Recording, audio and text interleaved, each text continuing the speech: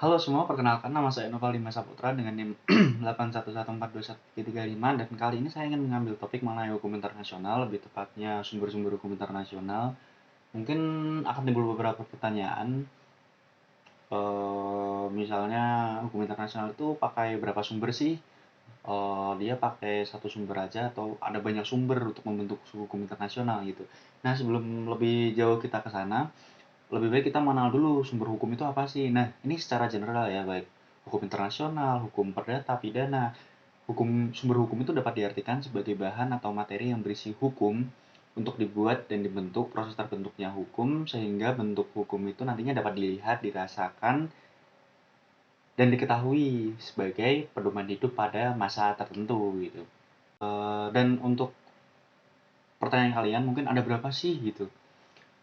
Kalau kita lihat dalam pasal 38 ayat 1 ICJ Statute itu ada beberapa sumber hukum yang digunakan untuk membentuk hukum internasional.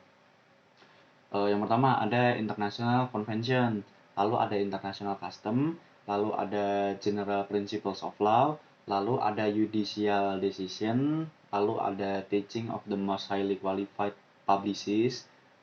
Itu mungkin berarti ada 5 ya, berarti ada 5. Nah, yang pertama nih, perjanjian internasional. Nah, perjanjian yang diadakan antara anggota masyarakat bangsa-bangsa yang bertujuan untuk mengakibatkan akibat hukum tertentu.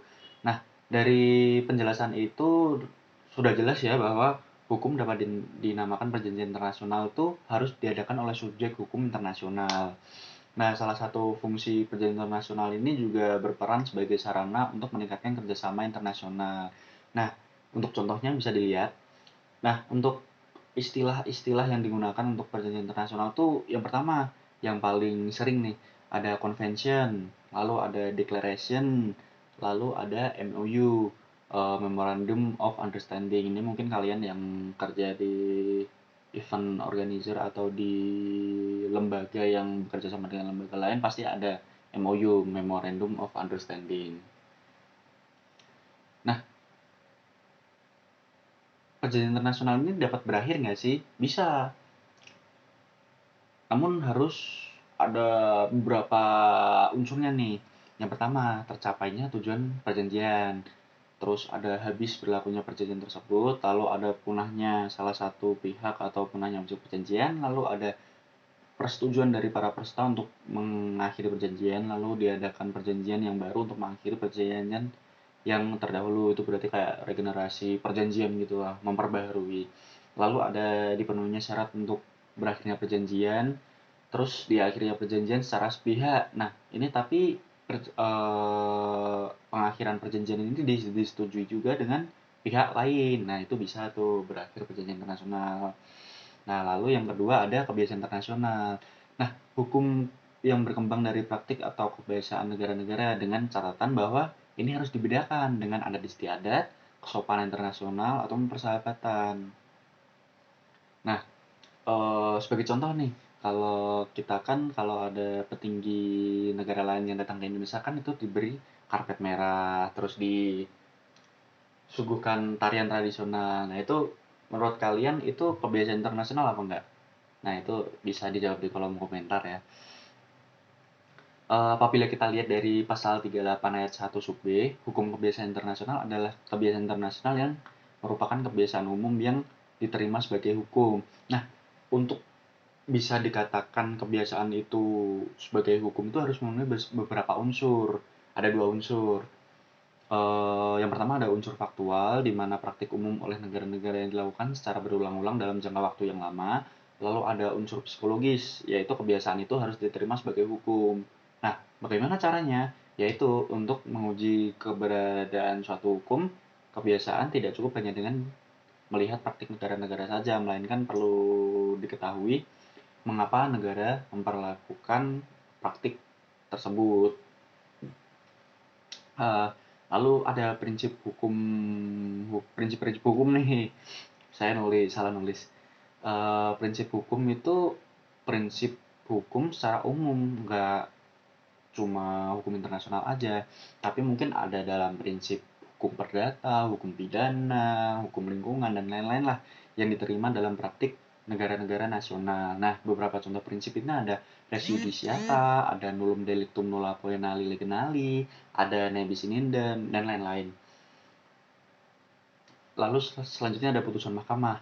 Nah, putusan mahkamah ini sebenarnya itu tambahan buat sumber hukum yang di atas tadi.